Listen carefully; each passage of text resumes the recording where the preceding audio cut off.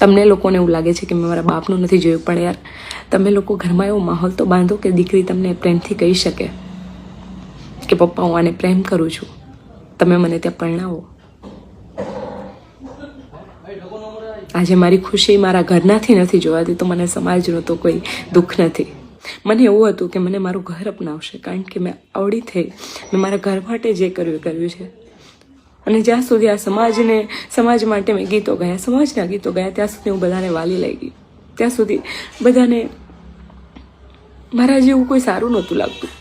અને આજે જ્યારે એક દીકરી પોતાના માટે કંઈક વિચારે છે, એવી એક દીકરી પોતાના, મારા ઘરમાં નથી એવો માહોલ એટલે મેં ઘરે ના કીધું અને મારે આ પગલું ભરવું પડ્યું. પણ હા, જેટલા પણ સમજે છે એ લોકોને કહું છું કે ઘરમાં એવો માહોલ બનાવો કે દીકરી ભાગે નહીં, અને દીકરી તમને સામેથી કહી શકે કે મને પ્રેમ છે. પ્રેમ કરવો એ કંઈ ગુનો નથી. જો મારા બાપનો જીવ બળતો હોય તો હું પણ એક દીકરી છું ને મારામાં પણ જીવ છે, અને મારો જીવ એ બળ્યો છે. આજે તમે આખા સમાજે થઈને મને ચર્ચાનો વિષય કરી નાખ્યો છે. જે લોકો મોટા જે લોકોથી થોડીક ઉમેદ હોય છે એ લોકો પણ આજે ન સાંભળી હોય, જે લોકોને વાતની ખબર જ નથી, એવી વાતો કરે છે.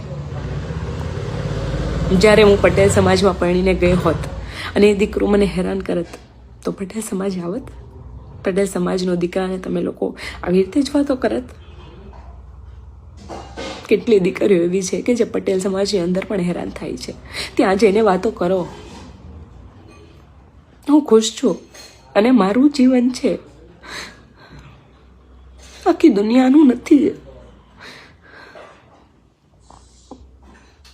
હરેક વ્યક્તિનું પોતાનું જીવન હોય છે.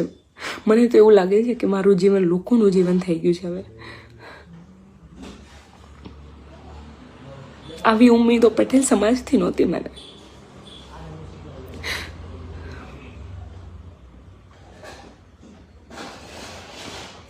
બની શકે ને તો કોઈ પણ દીકરીને આવી રીતે હેરાન ન કરતા તમે. તમારા ઘરે પણ દીકરી છે. જય માતાજી.